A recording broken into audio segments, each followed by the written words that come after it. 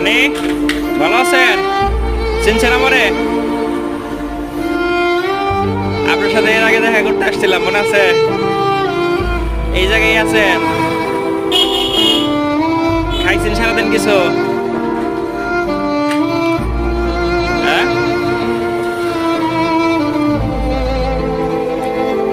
আমি তো আপনার খোঁজ নিয়ে বানাইতে পারি নাই।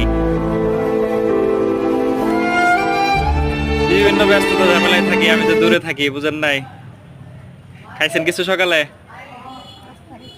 হ্যাঁ, নাস্তা খাইছেন? এই অবস্থায় রইছেন, তাহলে আপনার বাড়ির ঠিকানা তো আমার দিলেন না, জানেন না? আরে আপনি এরকম মানে